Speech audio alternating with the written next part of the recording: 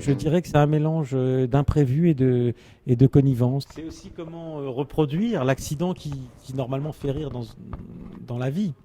C'est souvent quelque chose qui dérange l'ordre aussi, qui fait rire. Moi, j'ai toujours cette idée qu'un gag, il y a toujours quelque chose d'un petit peu subversif. C'est quelque chose qui roule, qui casse, qui fait tomber et qui vient déranger l'ordre établi. Et là encore, c'est on rit de quelque chose. Oui, c'est ça qui est bien dans le rire, c'est qu'on n'arrive pas à expliquer pourquoi c'est drôle, hein. Pourquoi on rit souvent, c'est mystérieux. On sent bien qu'il y a un truc qui nous touche direct, quoi, très rapide, mais on ne sait pas pourquoi. Moi, je m'appuie sur mon propre rire, en fait. Si quelque chose me fait rire, ou c'est mon seul critère possible, je ne me vois pas. Si moi, ça me fait pas rire, j'irai pas plus loin. Par contre, si ça me fait rire, ça fait pas rire les autres, je me dis, j'arriverai quand même peut-être à les faire rire si moi, je rigole. Oui, en fait, c'est qu'il y a des étapes. On fait un film comme des petits artisans modestes, hein. Et donc, on va chercher le bois, puis après, on aiguise les outils, puis on fabrique la chaîne, après, on ponce.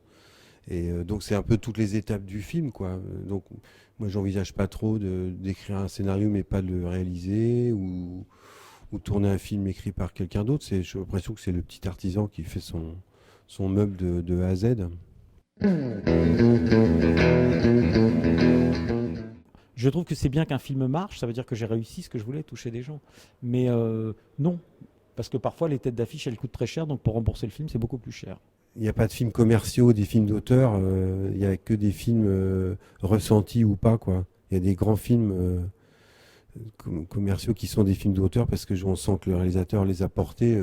Même Titanic, pour moi, c'est un film d'auteur. On sent bien que le Cameron a porté son film de A à Z. Et puis, il y a d'autres films soi-disant d'auteurs qui, en fait, sont opportunistes ou veulent plaire au festival ou courent après les trophées, mais qui sont pas du tout euh, sincères, spontanés, quoi. Oui, nous, on n'est pas producteurs, on est réalisateurs. Notre souci, c'est pas l'histoire d'argent, de penser à la personne qui verra le film. Donc, penser au spectateur. Moi, c'est François Truffaut qui était à la fois un cinéaste que j'aimais, mais surtout qui était très pédagogique, comme on dit, qui écrivait très bien. C'était des critiques de films très vivantes qui donnaient envie de voir les films. Et j'ai beaucoup appris par son courrier qu'il écrivait, les films de ma vie.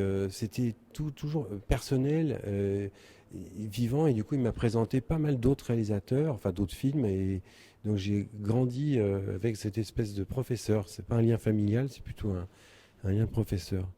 Donc moi c'est Lubitsch, c'est un film de Lubitsch qui s'appelle Le ciel peut attendre, où tout à coup j'ai compris, c'est-à-dire qu'avant j'osais jamais dire quand j'aimais, que j'aimais pas, je savais pas quel était mon goût pour rien. D'ailleurs, c'est un film qui a été vraiment très très libérateur pour moi. Avant, j'osais pas dire quand j'aimais, j'aimais pas. Si c'était italien, j'aimais moi Zeffirelli, Antonioni, je disais ouais, ouais, c'est bien tout ça.